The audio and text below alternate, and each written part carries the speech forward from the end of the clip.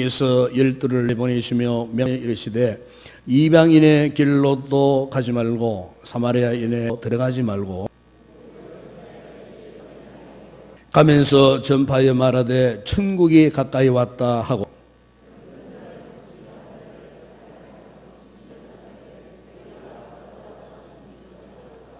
너희 전대에 금이나 은이나 돈을 가지지 말고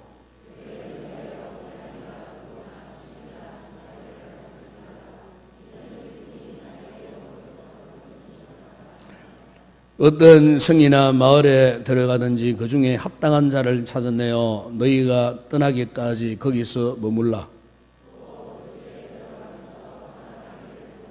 그 집이 이에 합당하면 너희 빈 평안이 거기 임할 것이요 만일 합당하지 아니하면 그 평안이 너희에게 돌아올 것이니라.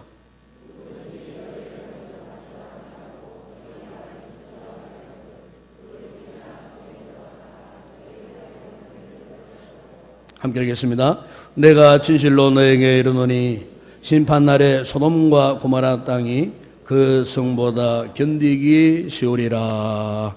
아멘. 지난 주간에 중국 목회자 수양회를 다녀왔습니다. 제가 간 곳은 시안이라는 도시였습니다. 우리나라가 삼국시대, 고려시대, 이 조선시대를 일컬어서 그 당시에 살던 사람들이 주로 장안이라고 불리던 곳이었습니다. 연유로 말하면은 미국, 뉴욕 시티와 같은 누구나 한 번쯤 가보고 싶은 그런 도시였습니다. 제가 이번에 그 도시에 갔더랬는데 제가 이제 그곳에서 한 가지 느끼고 깨닫고 그리고 감사한 일이 하나 있었습니다.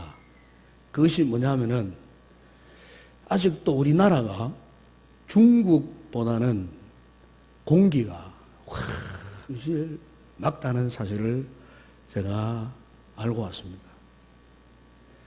제가 본 이 시안이라는 도시는 그야말로 온 도시가 먼지 투성이었습니다. 도로의 가로수부터 시작해서 지나가는 자동차들마다 그냥 먼지 투성이, 세차를 할 필요도 없이 그냥 그렇게 다니는, 하늘은 푸른 하늘이 아니었습니다. 잿빛 하늘이었습니다. 제가 물었어요. 본래 이러냐? 그러니까 본래 시안이라는 도시가 본래 이렇다는 거예요. 먼지 많고 공해가 심하고. 그래서 제가 깨닫는 것이 뭐냐면은 우리 대한민국 구미에 살고 있다는 것 자체가 참 행복한, 참 복을 받았구나. 저는 평소에 구미가 공기가 별로 안 좋다고 생각했거든요. 그런데 구미하고 시안하고는 비교가 되잖아요. 그래서 제가 이제 마음을 돌이켰어요. 이제는 내가 구미를 사랑하리라. 이 좋은 날씨, 오늘 여러분들 오실 때 하늘이 쾌청하고 청명하고 하늘이 푸르고 공기가 얼마나 맑습니까? 그런데 우리가 이런 맑은 공기, 좋은 환경 속에 이런 좋은 공기가 지천에 깔려 있는 이런 좋은 공기를 마시면서 살고 있음에도 불구하고 정작 우리는 우리가 사는 이 동네의 공기가 그래도 비교적 맑다는 사실을 모르고 있다는 거예요. 특별히 이 공기가 이렇게 소중하다는 것을 모르고 살아갈 때가 사실 많았던 것 같아요. 여러분, 이 같은 사실은 오늘 우리의 믿음 생활에서도 그렇습니다. 우리가 신앙생활을 하면서 우리가 가장 많이 언급하고 가장 많이 쓰는 표현일수록 우리는 그것을 가볍게 여길 때가 많이 있었어요. 이를테면 여러분, 기도는 신앙생활에 있어서 가장 많이 쓰이는 단어 중에 하나 아닙니까? 기도가 없이는 도저히 신앙생활을 영위해 낼 수 없을 정도로 기도는 아주 중요한 것입니다. 그러나 우리가 기도라는 말을 워낙 많이 사용하고 쉽게 사용하고 흔하게 사용하다 보니까 정작 기도가 소중함을 모르고 살고 있어요. 기도가 소중함을 모르고 기도가 소중함을 느끼지 못한 채, 그리고 기도합시다 그러면은 또 뻔한 소리 한다는 식으로 그렇게 쉽게 그냥 받아서 넘겨버릴 때가 많이 있더라고요. 여러분, 이 예배 마찬가지입니다. 예배의 종류도 많고 예배 횟수도 많다 보니까 오늘 성도들 가운데, 교인들 가운데는요, 예배의 가치를 모르고 살아가는 성도들이 많이 있어요. 이 예배를 드리는데도 감격과 기쁨으로 참으로 은혜를 사모하는 눈빛으로 반짝반짝하면서 뜨거운 마음으로 은혜를 사모하는 이런 마음으로 여기 앉아 있어야 되는데, 우리가 그런 사실과는 상관없이 의뢰이 그냥 예배를 하나의 의식으로 생각하고 무작정 여기 앉아서 다른 생각에 사로잡혀서 앉아있다가 떠나버리는, 그래서 진정한 예배를 드리지 못하는 그런 교인들이 오늘날 교회 안에 많이 있다는 것입니다. 그리고 또 신앙생활에서 여러분 가장 흔하게 들을 수 있는 소중한 것도 하나가 있어요. 그게 뭐냐면은 전도입니다. 이 교인들에게는 너무나 익숙하고 흔한 것으로 여겨지는 것, 이 전도. 그래서 전도합시다 그러면요, 전도해야지 이런 생각이 들기보다도 아이고 또 저 소리야. 그러니까 전도합시다 그러면은 지겨운 마음이 먼저 드는 거예요. 전도하자 그러면은 부담스러운 마음을 먼저 갖게 되는 거예요. 여러분, 우리가 어떻게 생각하든지 분명히 알아야 할 사실은요, 하나님께서 이 지상에 교회를 세우신 목적 가운데 그 하나가 뭔 줄 아십니까? 바로 세상을 구원하는 겁니다. 영혼들을 구원하는 것입니다. 그렇기 때문에 전도에 관심을 두지 않고 있는 교회는요, 성령께서 이끌어 가시는 교회가 될 수가 없어요. 전도에 관심이 없는 교회는 성령님의 감동 속에 통제를 받고 지도를 받는 그런 믿음 생활을 할 수가 없어요. 왜요? 하나님의 분명한 목적은 이미 구원받은 우리, 이미 하나님의 자녀가 된 나를 통해서 새로운 생명, 새로운 영혼을 구원하시려는 그런 계획을 갖고 계시기 때문에, 만약 오늘 우리가, 교회가, 여러분 개인이 전도에 관심이 없다 할 때는 이미 은혜가 방감되어지는 거예요. 왜요? 하나님이 기뻐하신 일에 관심을 갖고 있지 않기 때문에. 그래서 예수님께서도 여러분 마태복음 10장 32절 33절에 보시면은 거기에 이런 아주 중요한 말씀을 하고 계세요. 여러분 거기 보시면은 누구든지 사람 앞에서 나를 시인하면 나도 하늘에 계신 내 아버지 앞에서 그를 시인할 것이요, 누구든지 사람 앞에서 나를 부인하면 나도 하늘에 계신 내 아버지 앞에서 그를 부인하리라고 했어요. 이 무슨 말인 줄 아십니까? 이 중요한 말씀이에요. 그러니까 누구든지 사람 앞에서 나를 시인한다는 말은 누구든지 사람 앞에서 나를 전하면, 누구든지 사람 앞에서 예수 그리스도를 전하면 그는 말이에요. 예수 그리스도를 전도하면 그 말이에요. 또 사람 앞에서 나를 전하지 아니하면은, 전도하지 아니하면은 하나님께서 그를 어떻게 한다고요? 부인한다고 말이에요. 그러니까 우리가 전도하지 않으면요, 실상은 하나님과 나와 상관없는 존재가 되어버리는 거예요. 이거는 하나님의 절대적인 가치입니다. 교회를 향한 절대적인 목표입니다. 전도는 해도 되고 안 해도 되는 것이 아니고 하나님의 절대적인 명령이에요. 교회의 존재의 목적이 이것이고 구원받는 하나님의 백성들의 존재의 목적이 바로 이것이기 때문에 여기에 우리가 관심을 갖지 않고 여기에 우리가 하나님 앞에 순종하지 않으면은 하늘에 계신 내 아버지 앞에서 그를 부인하리라. 나는 너와 상관없다고 말해요. 네가 진정으로 구원받은 하나님의 자녀 백성이라면은 나를 전하라는 거예요. 예수 그리스도를 전하라는 거예요. 혹 교인들 가운데 이런 잘못된 생각하는 그런 분들이 있어요.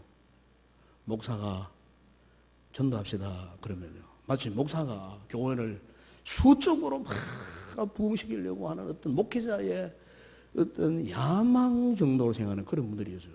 여러분 절대로 그게 아니에요. 오해하지 마세요. 전도하는 것이 꼭 우리가 교회가 숫자적으로 막 이렇게 가지고 뭐 숫자가 배가가 되고 그게 목적이 아니잖아요. 한 영혼 구원입니다, 여러분. 한 영혼 구원이에요. 한 영혼이라도 나를 통해서 주님 품으로 돌아온다면은 그게 주님의 만족이요, 주님의 기쁨이요, 우리의 목적 성취가 되는 거예요.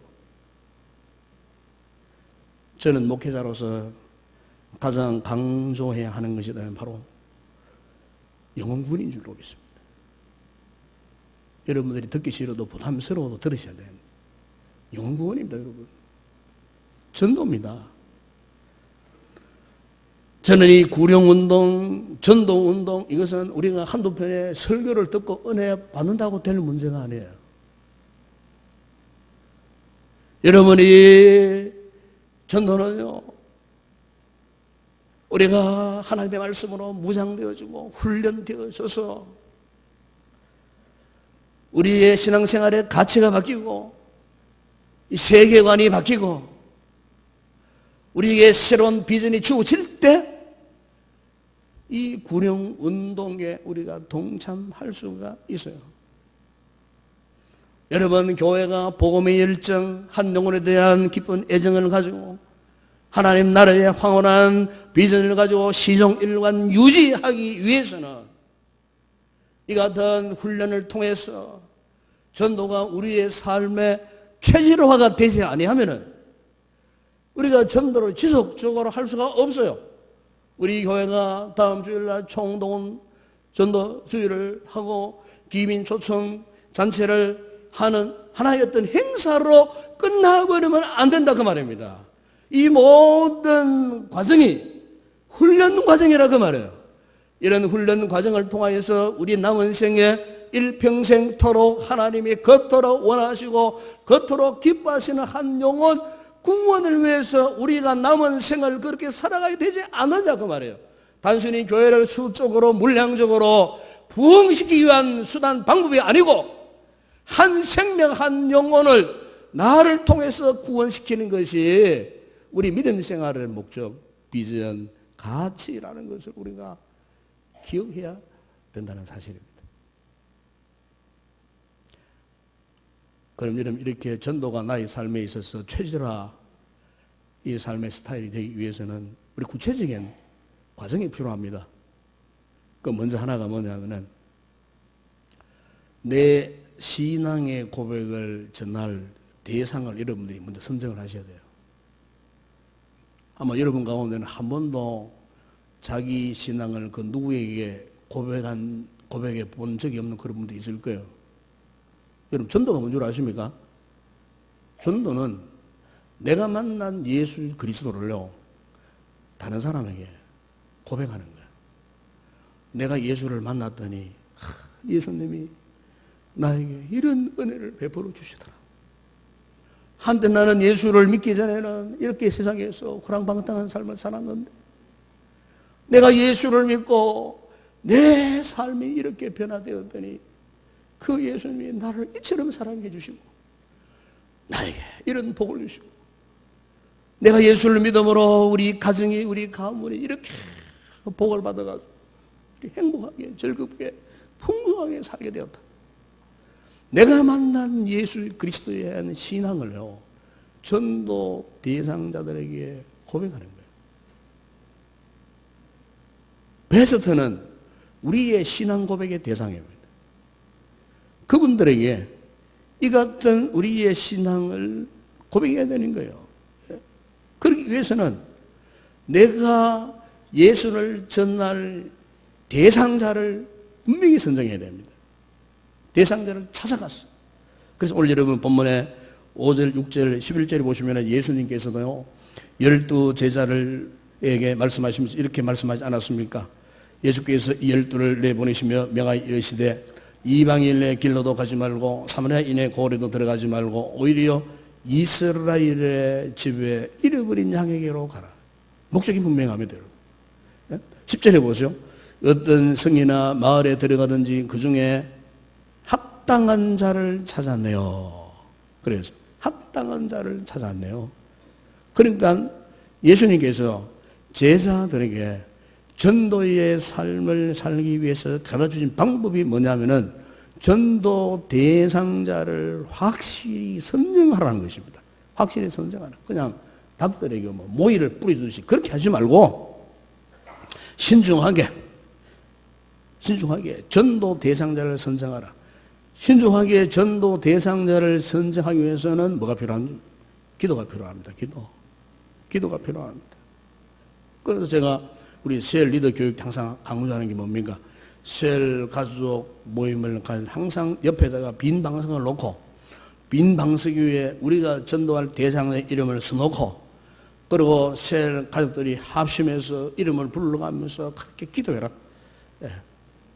내가 전도할 대상자를 분명히 해서 그렇게 기도할 때 우리의 기도를 들으시고 성령께서 역사해 주신다는 것입니다, 여러분. 우리가 사도행전을 보게 되면은 바울과 바나바의 전도하는 모습 속에서도 이 같은 분명한 전도 대상자를 향한 전도 방법을 볼 수가 있어요.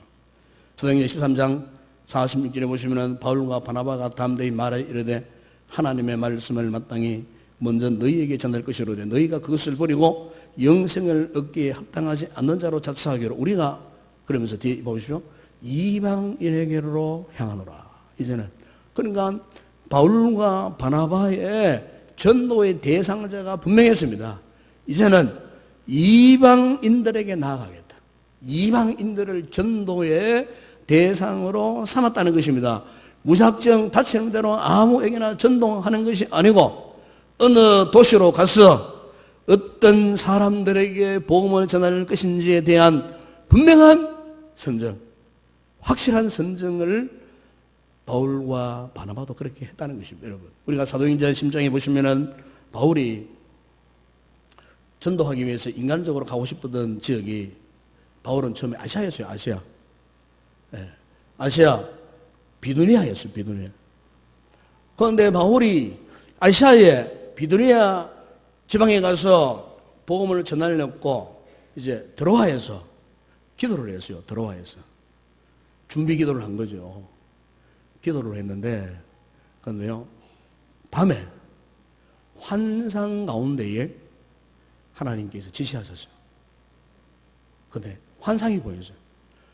유럽 땅에 속한 마게도냐 사람이 건너와서 우리를 도와달라는 손짓을 하는 환상을 본 거예요. 결국 바울이 어떻게 했습니까? 아시아에서 유럽으로 전도 방향이 바뀌어졌어요. 이 일을 누가 주도하셨다고요?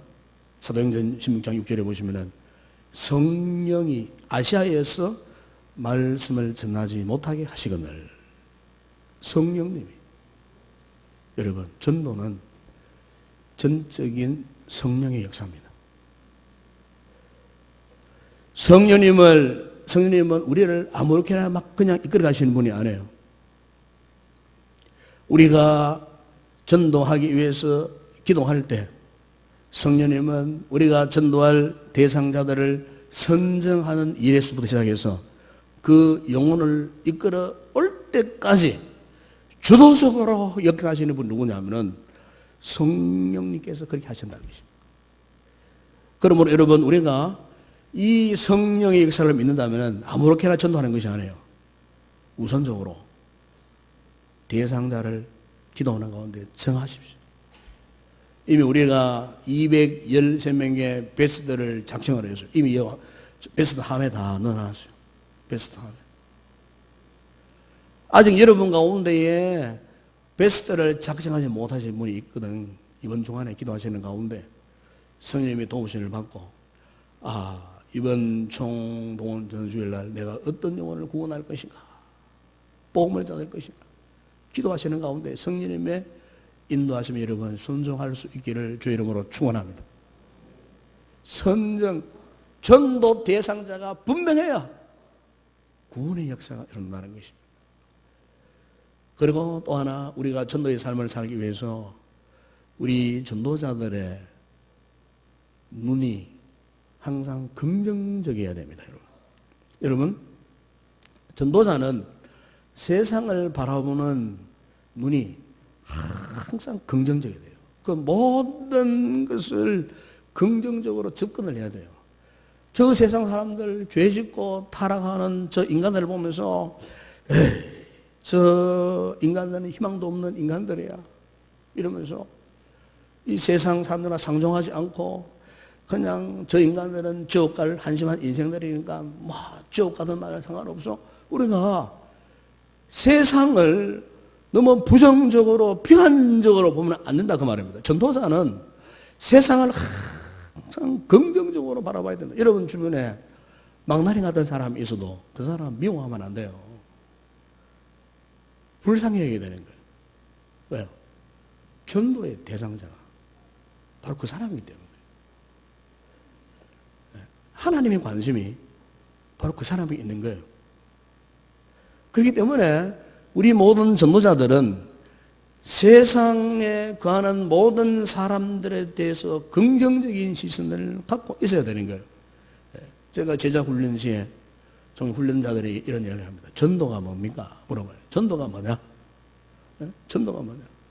여러분 전도는 인생의 모든 문제를 해결해 주시기 위해서 십자가에서 승리하신 예수 그리스도의 복음을 선포해서 행복한 삶을 누리도록 도와주는 거예요.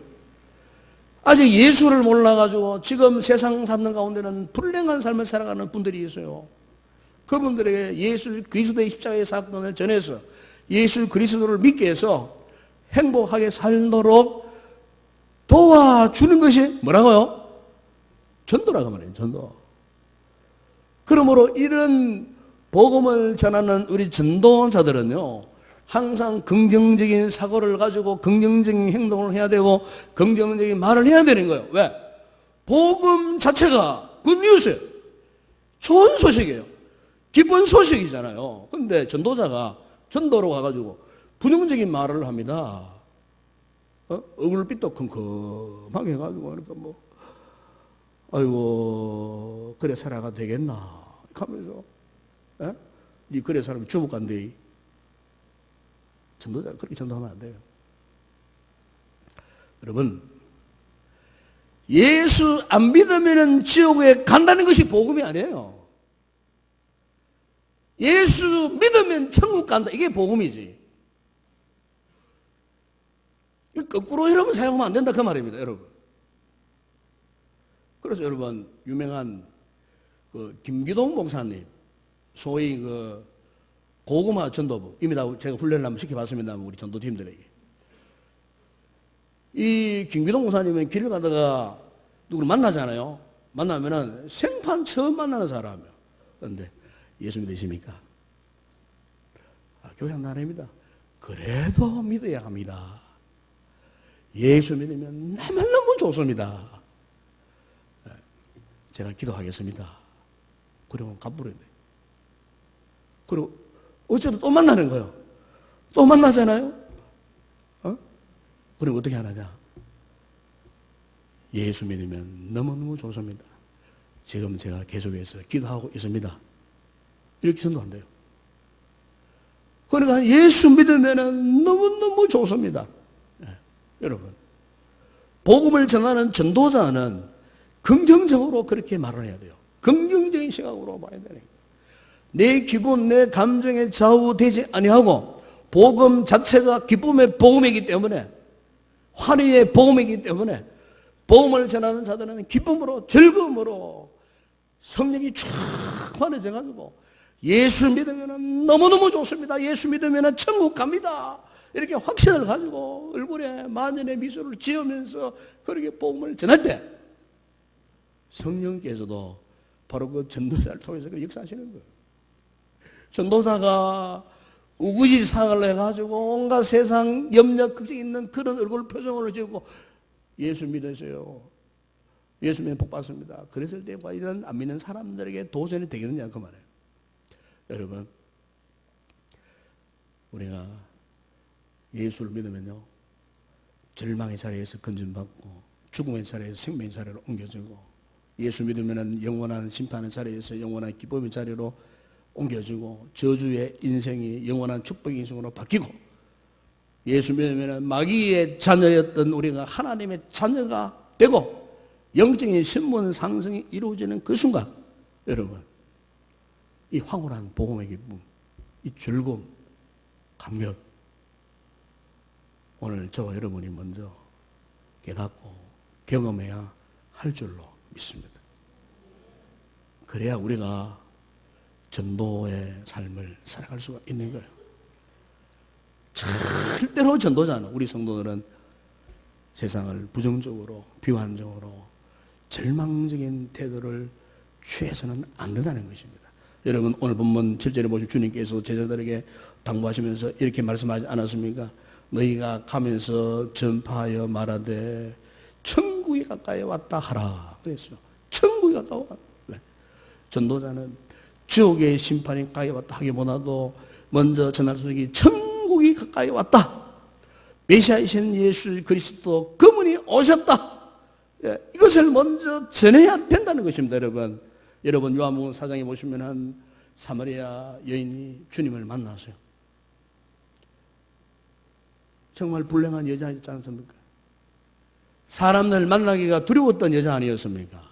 그런데 보십시오, 그가요 예수 그리스도를 만나는 그 순간에 물동이를 버려두고 마을로 뛰어들어갔어요. 보라, 내가 그리스도를 만났다는 거예요. 메시아를 만났다는 거예요. 복음을 접한 예수 그리스도를 만난 그 기쁨, 감격, 엉두를 길이 없어서 마을로 뛰어들어가서 내가 메시아를 만났다, 그리스도를 만났다.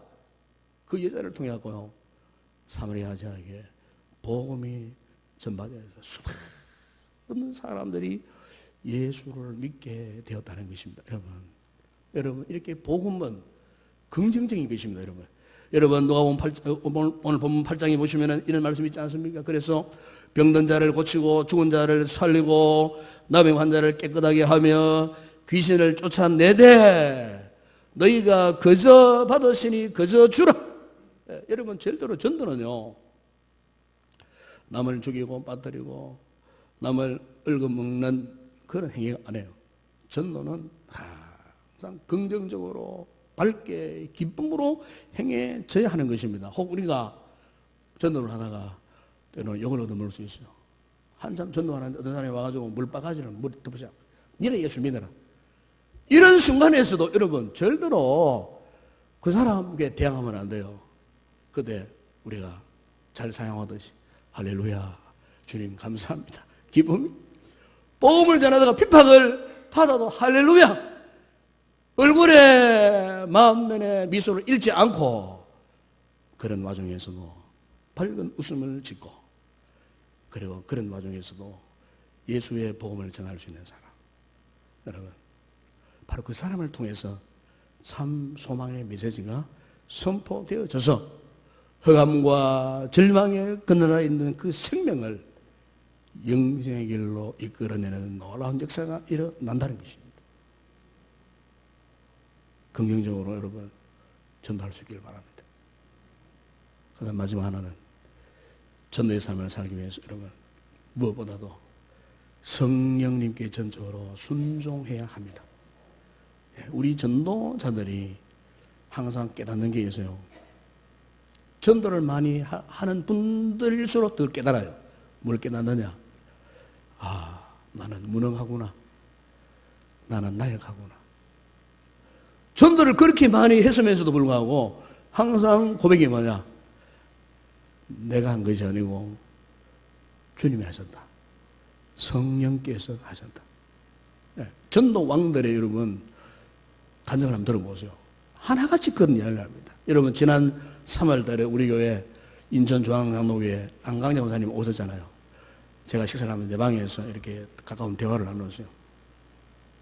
대화를 나누는데 얼마나 겸손한지 몰라요. 말끝마다 대화를 나누는데 주님이 하셨습니다.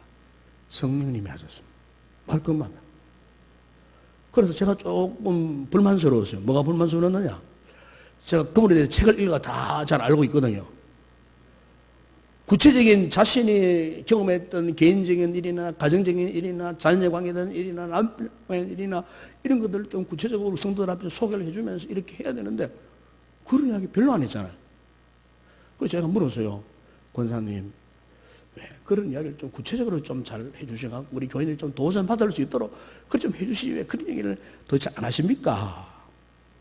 그러니까 제가 그런 이야기를 할 때 교인들 가운데는 오해를 하는 분들이 있다는 거예요. 다시 말하면 자랑으로 듣는 그런 분들이 있다는 거예요. 실제 여러분 그 권사님에게는 자랑거리가 많아요. 그분이 불교신자였잖아요.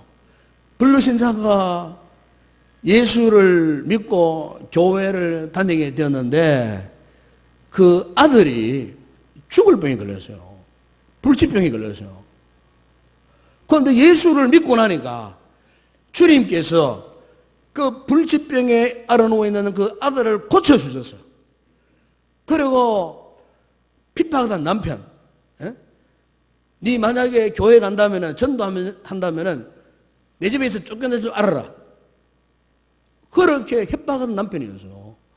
그런데 그 남편조차도 회개하고 예수 믿고 안수 집사가 되고 지금은 자신과 견줄 정도로 그 교회에서 전도왕이 되어 있다 그 말이에요. 그리고 그 자녀들이 다 잘 되었어요. 그런데 그런 간증을 좀 해주면 좋겠는데 그런 간증은 입 밖에도 내지 않는 거예요. 그래서 제가 이유를 물었어요. 그렇게 하나님 하시는 말씀이 자기를 자랑할까 실수할까 싶어서 간증 중에 그런 이야기를 하지 않는다는 것입니다. 그분이 쓴 책에 보게 되면요, 아파트 전도에 갔어요. 아파트 전도를 갔는데요, 아파트 15층 1층부터 15층에 다 들어가가지고 거기에 사는 모든 사람들의 이 세대 그 가족들 다 만났대요. 그리고 어떤 아파트는 아파트 한 동 전체의 50% 되는 그 주민들을 자기교회로 등록시켰어요. 어떤 아파트 한 동은 80% 세대 주민들을 자기 교회에 등록시켰어요. 이같은 위대한 역사를 간증을 안 하는 이유는 그것이 혹 내 자랑이 될까 싶어서. 그래서 그분이 그 책에 보니까 이런 고백을 했어요.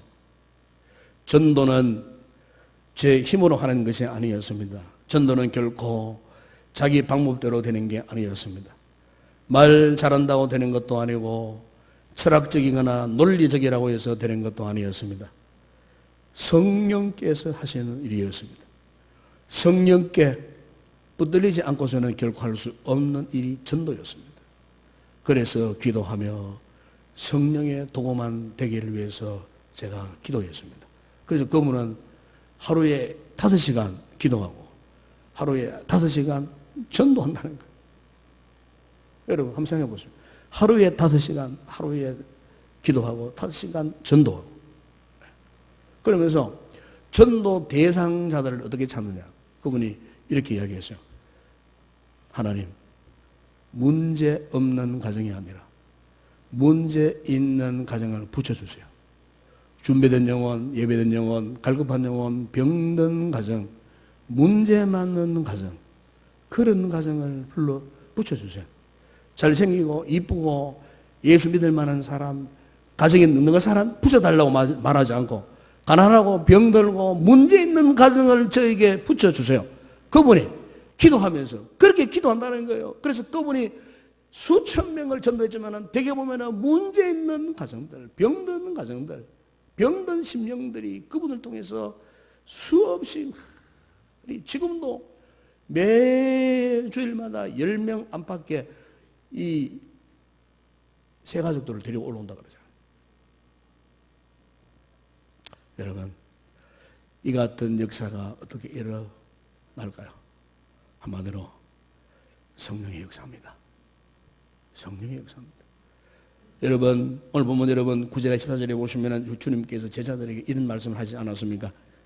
지금 제자들이 전도로 가는 거예요. 전도로 가는 제자들 이런 말씀을 하는 거예요.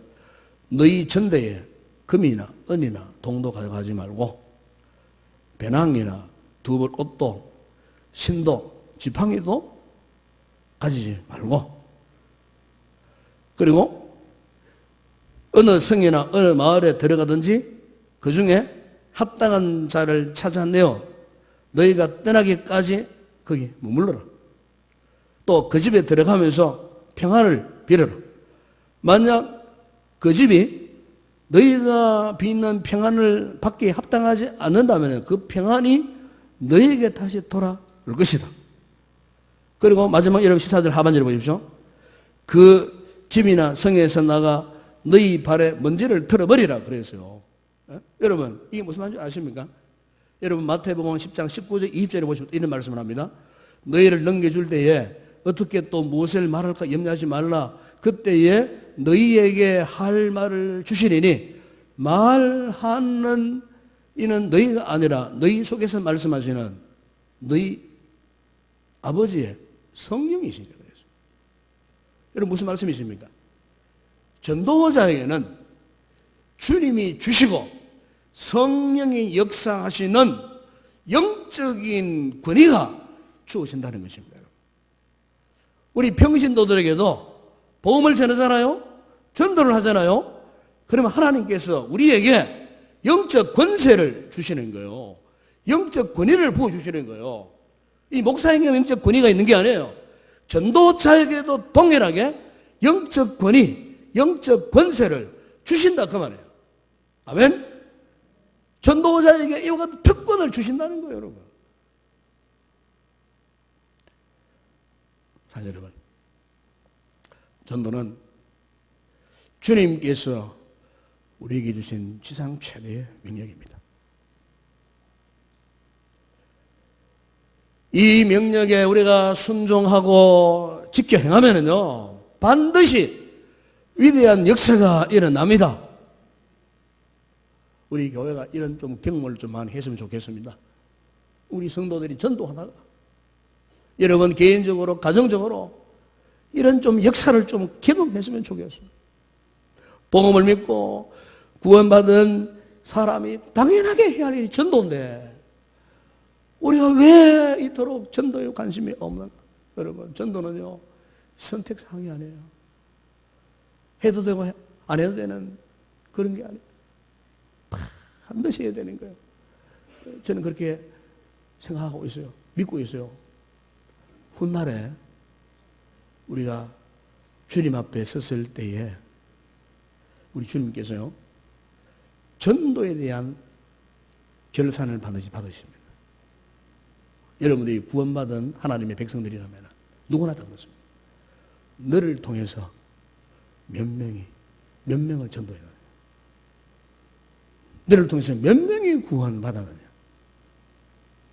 반드시 물으십니다. 그때 가서 물으실 때에 주님, 나는 이런 영혼들을 전도했습니다. 이런 영혼들을 구원했습니다. 이런 영혼들에게 복음을 전파했습니다. 우리 그렇게 대답할 수 있어야 되지 않겠습니까, 여러분? 나 혼자 구원받았는데 아무에게도 내가 전도한 적이 없어. 나를 통해서 구원받은 영혼이 아무도 없어. 여러분, 그런 부끄러운 구원을 받지 않게 되기를 바랍니다. 여러분, 전도는 우리 믿는 자들의 삶의 스타일이 되어야 할 줄로 믿습니다. 전도는 체질화되어야 할 줄로 믿습니다. 그러기 위해서 제가 세 가지를 말씀했어요. 전도 대상자를 분명하게 선정해요. 그리고 전도자는 긍정적인 눈으로 세상을 바라보라. 그 어떤 영혼도 긍정적으로 그 영혼을 받아들여요. 그리고 전도는 내 힘으로 되는 것이 아니고 성령의 능력으로 되는 일입니다. 그분을 의지해야 되는 일입니다. 이런 전도의 삶을 통해서 주님의 위대하심을 나타내는 우리 인도교회 성도들이 다 되시기를 주의 이름으로 축원합니다. 기도하겠습니다. 거룩하신 아버지 하나님, 우리 교회가 지난 3월부터 계속해서 행복 모임을 통해서 복음을 전하고 이제 전도 축제 4종환을 통해서 또 그들과 지속적인 관계 맺기를 하고 이제 다음 주일이면은 그 생명들을 주께로 인도하는 총동원 전도주의를 앞두고 있습니다. 주님, 오늘 이 말씀의 메시지가 우리 성도들에게 강한 도전의 말씀이 되게 하여 주시고 이 말씀처럼 전도가 우리 삶의 체질화되어지고 삶의 스타일이 되어져서 우리의 마지막 인생 그 순간까지 복음 전하다가 주님 품에 안겨가는 아름다운 믿음의 성도들이 되어줄 수 있도록 축복하여 주시옵소서. 우리가 눈물로 기도하고 성령의 은혜를 간구하는 그 생명들이 이번 전도 축제를 통해서 반드시 주께로 돌아와 구원받는 놀라운 역사들이 일어나게 하여 주시옵소서. 예수님의 이름으로 기도드리옵나이다. 아멘.